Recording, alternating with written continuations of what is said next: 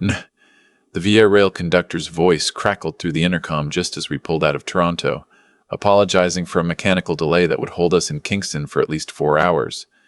I sat back in my seat, stared out at the gray November sky, and did the math. If I caught the next connection, I'd be home by early afternoon instead of tomorrow morning. Margaret would have been the one to find the bright side in that. She always did. I called ahead to let my sister-in-law know I'd be back early, but the line just rang. I left a voicemail and figured she'd see it eventually. She had her own life to manage. The taxi from the Ottawa train station took me through the glebe, past the canal, the bare maple trees lining the street still holding on to a few last leaves. When we turned onto my street, the first thing I saw was the truck. It was a Penske rental, the big kind, 16 feet at least, backed right up to my detached garage. The rear door was rolled up. 2 men I didn't recognize were carrying boxes out through the side door of the garage, the one I never used because the latch had been stiff since spring. My brother-in-law's pickup was parked on the street in front. I told the driver to stop. I paid him and got out, and I stood there on the sidewalk for a moment looking at my own house the way you look at something that doesn't quite make sense. The garage door was open. Even from the street, I could see the shape of what was still inside. The tarp-covered outline I knew better than my own reflection. My late wife's 1969 Chevrolet Camaro SS. The car her father had restored with his own hands and left to her when he passed. The car she had driven to our first date, to our wedding, to every summer show at Red Oak Carlton we attended for 30 years together. The car that, according to her will and the estate lawyer who had explained it to me twice, was not to be sold, transferred, or removed from the property for 5 years following her death. Margaret had been gone for 14 months. I walked up the driveway. My brother-in-law came out of the garage carrying a red toolbox that I recognized as mine, the Snap-on set I'd kept on the workbench for 20 years. He looked up, and the color drained from his face so fast I almost felt sorry for him. Almost. "Douglas," he said. "Put that down," I said. He put it down. One of the 2 men with him looked at the other. Neither of them said anything. "Where's my sister-in-law?" I said. He opened his mouth, closed it, then turned toward the house and called her name. A moment later, she came through the back door, and when she saw me, she stopped on the porch steps, the way a person stops when they realize they've walked into a room where the wrong conversation is already happening. She was wearing her coat. She had her purse on her shoulder. She had been planning to leave. I had known my sister-in-law for 34 years. I had sat beside her at Margaret's bedside for the last 3 weeks of my wife's life. I had held her hand at the funeral. I thought I knew who she was. "You told me you'd be in Kingston until tomorrow," she said. Her voice was steady, which surprised me. I had expected tears or excuses, or at least the decency of visible shame. "The train had a mechanical problem," I said. "I caught an earlier connection." I looked from her to my brother-in-law and back again. "Want to tell me what's happening here?" "Douglas, I'd like you to tell me," I said, "what my wife's car is doing with a ramp behind it, and 2 men I've never met standing in my garage." My brother-in-law ran his hand over the back of his neck. He looked at the ground. In 30 years of knowing him, I had always thought of him as the type of man who never quite fit the room he was in. Loud at family dinners, quiet when it mattered, always somehow slightly off. Margaret had tolerated him because her sister loved him. I had tolerated him for the same reason. "We were going to get it appraised," he said. "Is that right?" "Just appraised. To know what it's worth." "You need a 16-foot rental truck to get something appraised," I said. "You need 2 movers." He said nothing. "Kevin." I used his name deliberately, slowly. "That car is listed in a probate estate under the Ontario Superior Court of Justice. It has a lien of restriction on it by the terms of Margaret's will. I have a copy of those terms in a binder on my desk, and I'm happy to go get it right now if either of you would like a refresher." My sister-in-law came down the porch steps. She stopped a few feet from me and looked up at me the way she used to look at Margaret when she was about to ask her something she already knew the answer to. They had that in common, the 2 of them. A way of tilting their head that was so much the same it sometimes made my chest hurt. "The Camaro would sell for at least 60 or 70,000 at the right auction," she said. "You know that. You've had it appraised. Douglas, you're 63 years old. You're not going to restore it yourself. You're not going to drive it. It's just sitting in there. It's sitting in there, I said, because Margaret wanted it to sit in there. Because her father built that car. Because she asked me to keep it. She's gone, Douglas. The words landed the way she must have known they would. I let them settle. I know she's gone, I said. I was there. She looked away. We needed the money, my brother-in-law said, and his voice had shifted, less defensive now, more tired. We're in a bad spot. The line of credit is maxed out. We've got the second mortgage, and Sandra's hours got cut at the hospital. We thought if we could just get ahead of it, you thought you'd take something that didn't belong to you, I said, without asking. You would have said no, my sister-in-law said. Yes, I said. I would have said no. I looked at the two movers. They were both staring at the ground with the focused concentration of men who wanted nothing more than to be somewhere else. I couldn't blame them. I need you two to unload everything you've put in that truck, I said to them, and I'll need an itemized list of everything you moved. Whatever your rate is for the afternoon, I'll pay it. One of them looked at my brother-in-law. He's the property owner, I said. I'm the one you answer to. They started unloading. I went inside and called my estate lawyer. He picked up on the third ring, and I explained the situation as calmly as I could, which took some effort. He told me to document everything, photograph what I could, and that a breach of estate restrictions was a matter the court took seriously. He used the phrase, contempt proceedings, twice. He told me to call him back when I had the full picture. Then I called the Ottawa police. I didn't enjoy making that call. I want to be clear about that. My sister-in-law and I had eaten Christmas dinner together for 34 years. I had shoveled her driveway after the ice storm of 2013 when my brother-in-law was in the hospital. She had sat with me on the porch the night after Margaret's funeral and not said a word for 2 hours, which was exactly what I needed. Calling the police on someone like that is not something you do without feeling the weight of it. But the Camaro was worth more than money to me, and they had known that, and they had decided to take it anyway. 2 officers arrived within 20 minutes.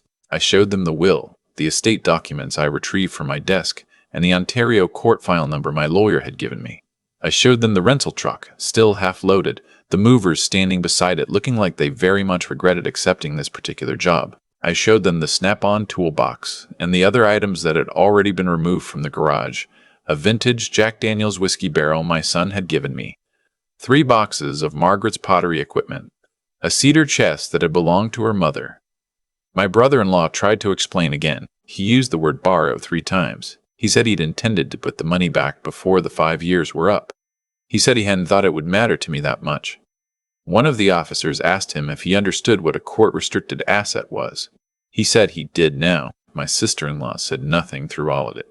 She stood by the porch with her arms crossed and her eyes fixed on a point somewhere above my left shoulder, and she had the same expression on her face that she used to get at family dinners when Margaret and their mother argued.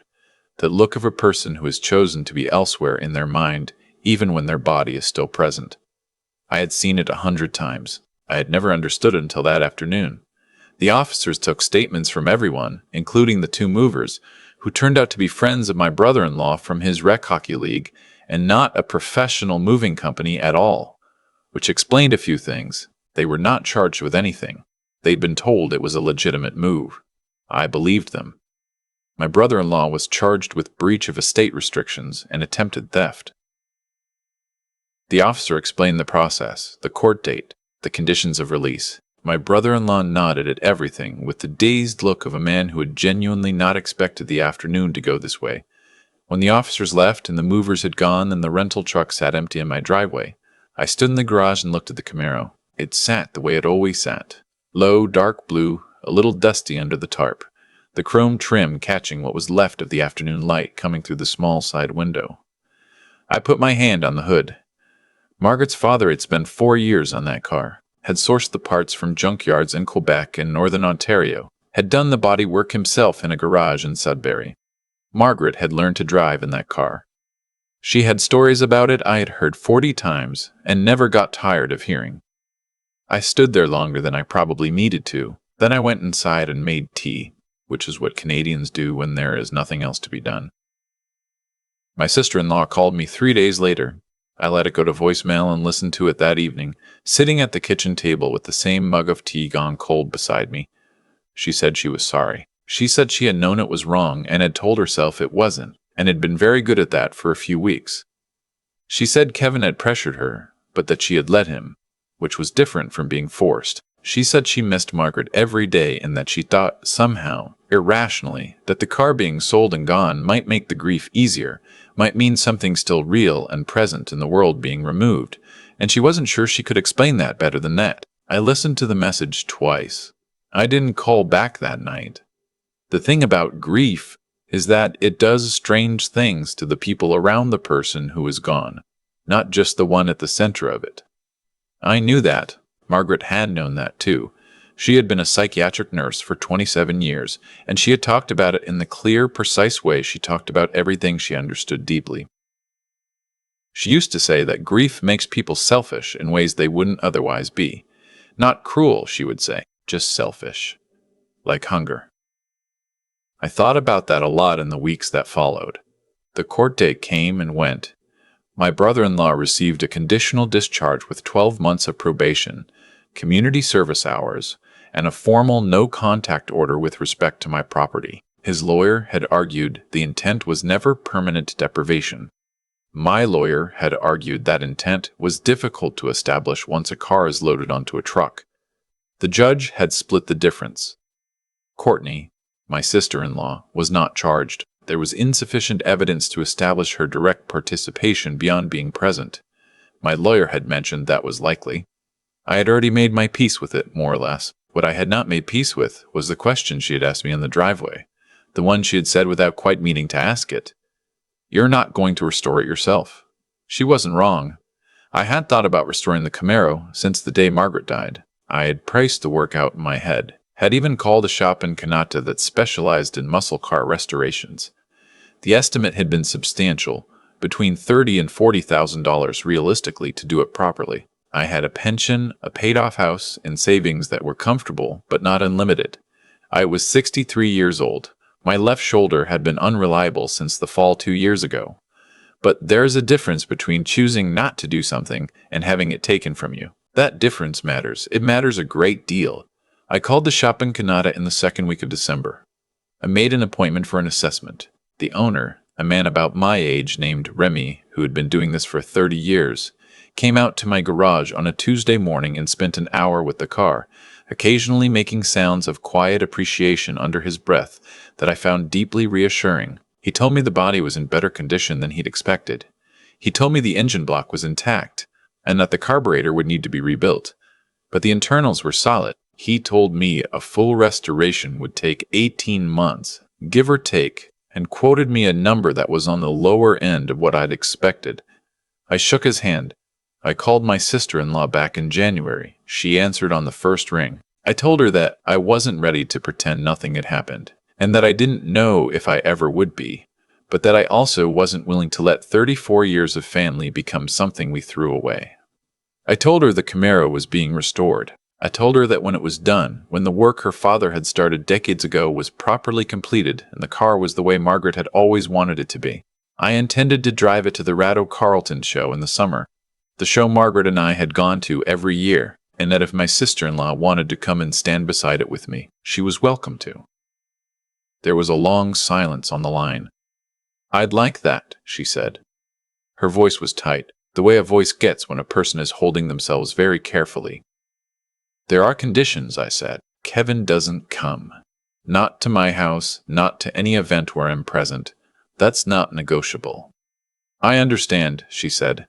"And I need you to understand why I called the police," I said. "Not to hurt you, because what was in that garage was the last thing her father built with his own hands, and she trusted me to keep it. I wasn't going to let that go without a fight." Another silence. "I know," she said finally. I knew that when I was standing on the driveway and I did it anyway. That's the part I have to live with. We didn't talk long after that. There wasn't much more to say, not yet. These things take time. They take more time than people expect, and less time than people fear. And the only way through is through. I hung up and sat for a while in the kitchen. The November light that had started all of this was long gone now. It was January, brighter in its way, the snow on the back garden making everything look clean and still and temporary. I thought about Margaret. I thought about the way she used to sit in the passenger seat of the Camaro in the summer, one arm out the window, her head tipped back slightly.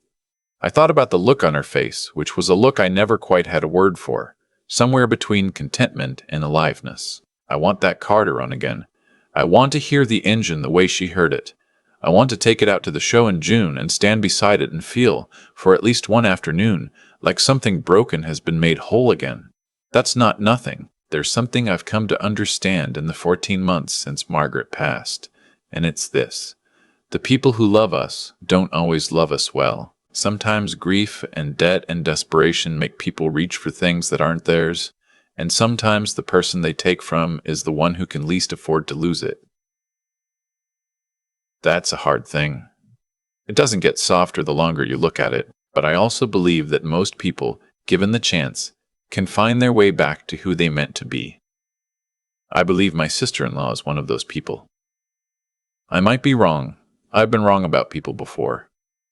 Margaret never was, though. She had a gift for seeing people clearly and loving them anyway, not in spite of what they were, but fully including it. I used to think that was just her nature. Now I think it was the hardest kind of work. Done so quietly, it looked effortless. If you're watching this and you're somewhere in the middle of something like this, a betrayal, a family that is fractured, a grief that has made someone you trusted into someone you don't recognize, I want to tell you that the anger is allowed. Every bit of it. You don't have to forgive quickly or cleanly or in anyone else's timeline. But I also want to tell you about a 1969 Camaro SS in a shop in Canada being brought back to the way it was always supposed to be, and about a summer show in June, and about leaving one seat empty, just in case. If you're somewhere in the world tonight holding on to something that belongs to you, hold on to it. Some things are worth the fight. From Ottawa, Ontario. Drive safe.